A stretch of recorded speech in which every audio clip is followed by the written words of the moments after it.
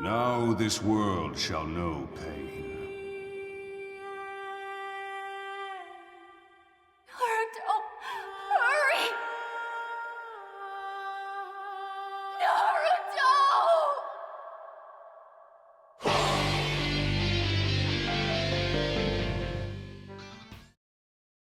As before, they are still amazing.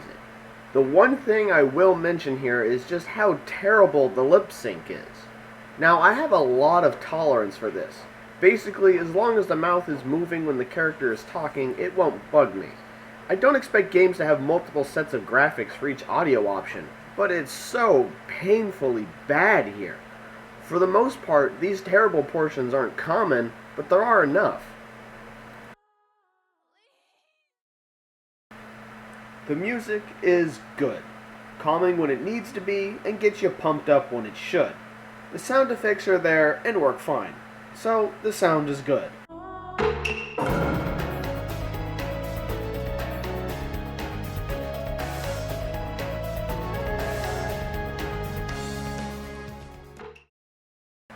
The story is very detailed in how it's told. In fact, it's too detailed. By this, I mean all the flashbacks. The incredible, huge number of flashbacks. This is the weakest part of the series, and now it's made its way into the games. By flashbacks, I don't mean going back to things that happened and part of the story this game doesn't cover. No, the game flashes back to itself. It will even give you one to an event that just happened. Partly due to this, the story scenes go on for a long time.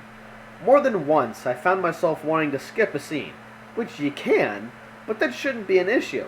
I am sure some people like this, but when a game is based off a movie or an anime, I like playing it, not watching it.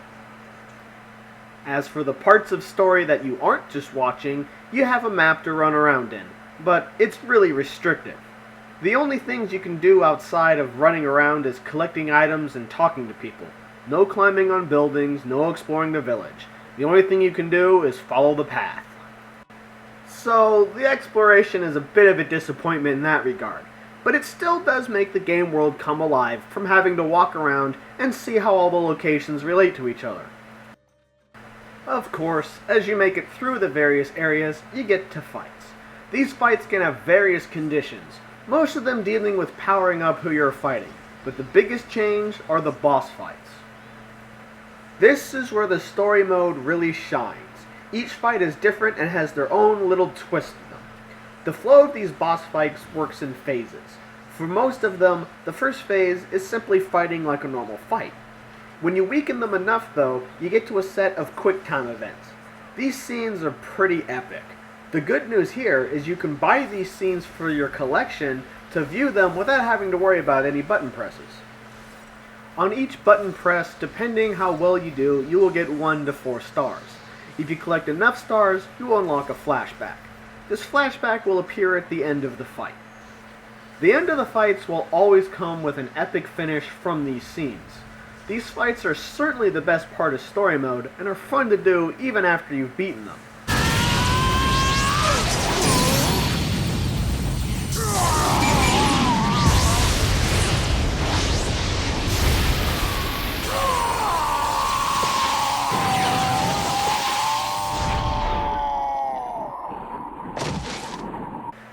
For things to do other than the story mission, there are requests.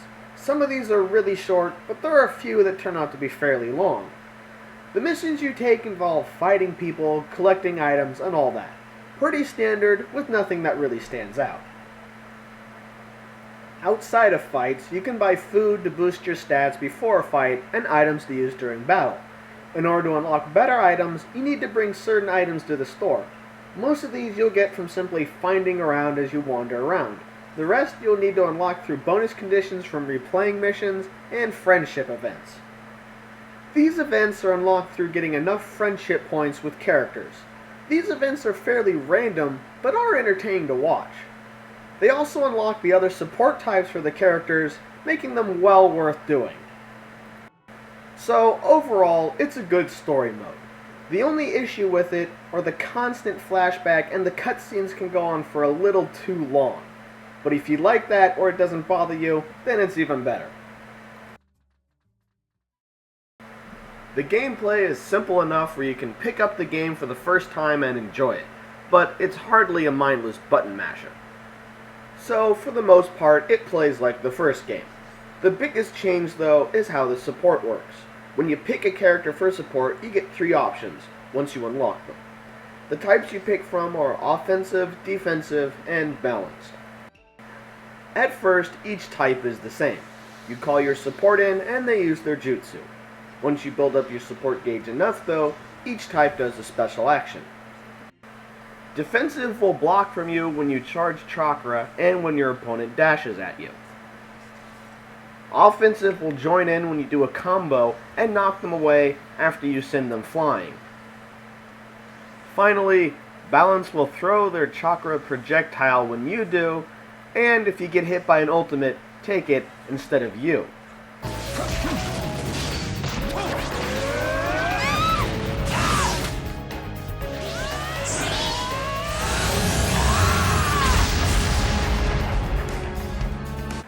Finally, if you max out your team gauge, you can use a team attack. These are a bit disappointing. They end up being not anything special in the end. In general, your partner does one of their combos and your character ends it with their ultimate. The only change here is a slightly different start, which can help some characters. The biggest problem here, though, is even if you pick a team that has a special name, the attack doesn't change at all. It just seems if you're going to name teams something different, they should have something unique to go along with them. In terms of game modes outside of story, you have versus and online. Both are standard. Once again, though, the game has no training mode. As this is the second game, this is simply ridiculous. There is no excuse to not have a training mode. The first big issue here are the ultimates. They have been toned down a lot. The problem here, apart from them not being as fun, some of them feel rushed. Take, for example, Kakashi's. Now, forget that you know what this attack is. Pretend this is the first time seeing it. The attack just doesn't make sense if you look at it like this. It is true that if you view the ultimate from the collection or use him in a team attack, that the scene extends to show him using his Sharingan, but that scene should be there anyway. The other disappointing thing is no Awakening has an ultimate, which means no Fox ultimate, no Madara ultimate, no Octopus ultimate, etc. Yet another disappointing thing related to the attacks is that each character only gets one jutsu. True, some characters have a slight variation on it, but it still leaves most characters with just one option. Clashes were also removed from the game. The character roster is good though. For the time period the game covers, it's really good. The problem I have here is this is Ultimate Ninja 2, as in a sequel. There were 2 characters completely cut out of the game, and all the younger version, which brings the number up to 17. True, these characters don't show up in the time period the game covers, but why cut them? It would only make the game better. All of that said, each character attacks and moves as they should. So overall, the game isn't bad in this category, it just doesn't live up to its potential. Overall, it's a good game. There are some small issues that hold it back from being a great game, though. Most importantly, though, the game leaves you wishing for a little bit more. Final score, 7 out of 10.